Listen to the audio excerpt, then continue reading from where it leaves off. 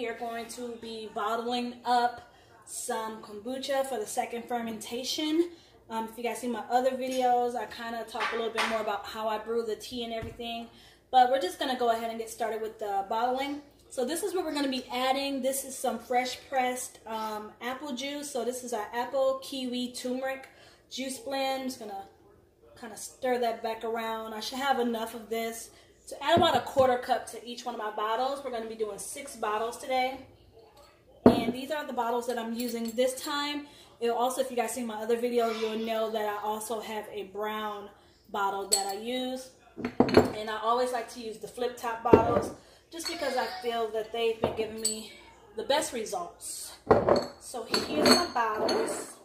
And this time, since I'm using fresh pressed juice, I'm not going to be adding sugar. I know you guys have probably seen that I added sugar in some of my other ones, but today it's just going to be just plain juice. So I'm just going to move that out the way. Let's see if you guys can see that over there. So right here we have my kombucha. I just actually did 6 bottles about 5 days ago. That's why it's this low. So in addition to filling these bottles, I'm also going to be replenishing the tea level in here. So I like to keep the bottom of my spigot covered just in case any fruit flies or anything wants to try to get in there. I like to keep that covered up. So first thing I'm going to do is just get all 6 of my bottles right here. Let's get them a little bit more central so you guys can see them. And I'm going to open this up like so. You guys can see in there. It looks a little crazy, but it's just kiwi. It's about 3 kiwis, 3 apples, and about a teaspoon or so of turmeric. So I'm just going to stir that around just so like some of the more solid bits can mix back in there. And we're going to add about a quarter cup of this to each one if I did this right. If not, I'll just go back and add some other juice blend to it. So let's hope that I measured this correctly.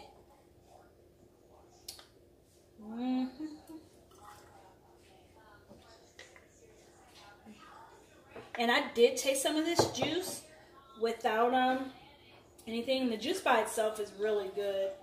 Definitely wouldn't mind drinking it on its own, but I didn't make enough for me to just drink some.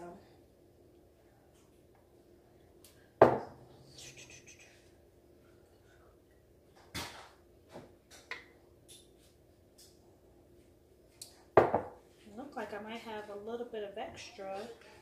We'll see.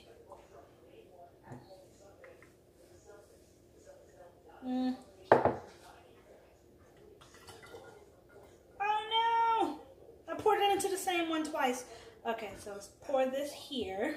And then we're going to pour a quarter cup of that back into here. I didn't even realize I put the stopper back and meant the thing in the same one. Alright, there we go. Stir that around. So I had a little bit extra, so I'm just going to kind of go around and try to evenly disperse this within each one of these. Got a little bit more. These 2 over here look a little, they have a little bit less in them. Alright, so that's really all we're going to do for that part. I used all of that juice that I made. Again, I just used about 3 apples and 3 kiwis. And now we're going to go ahead and fill these bottles. So if you guys can see me over here, I'm just going to fill them up to about the neck, and I'll show you guys where I'm going to fill it up to.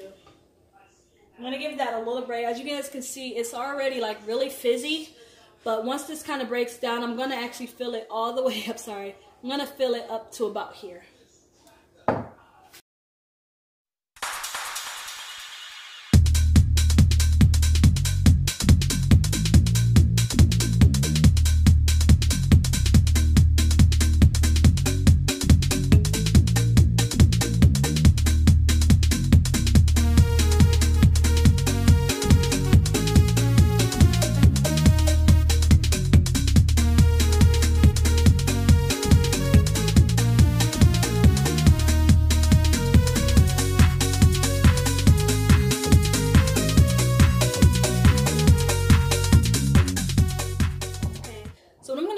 now, because these have so much foam in them, I'm going to go ahead and cap it, and then I'm going to rock it a couple times just to break it down. That way I can add a little bit more to it. So I'm just going to get it like that, and then just kind of break up that plug a little bit.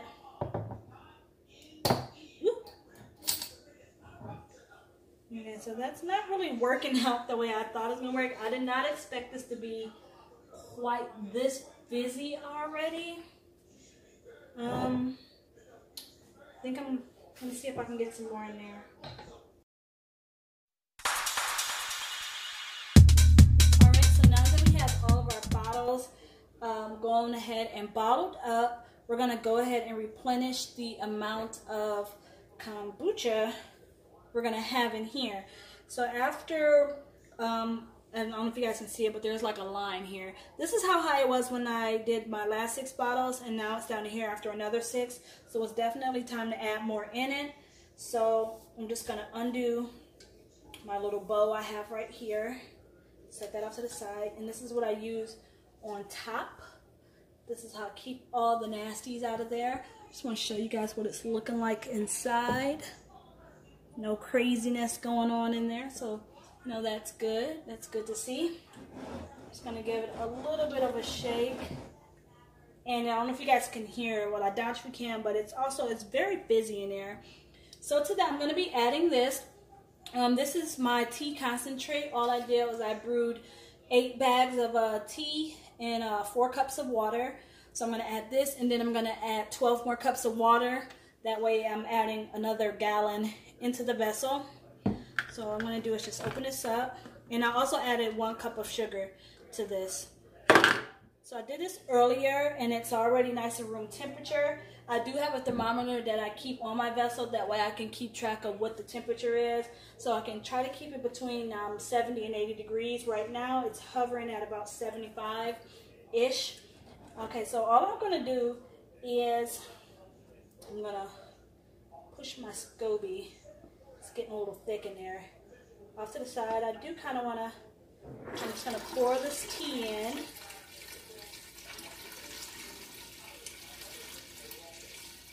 Now you could just pour this directly in. It's totally up to you. This is just what I'm choosing to do right now because I want to give it a nice little stir after I get the rest of my water in. So now I'm going to go ahead and I'm going to add 12 more cups of water, and then I'll show you guys how I'm going to stir this up and store it back until it's time for me to do this again.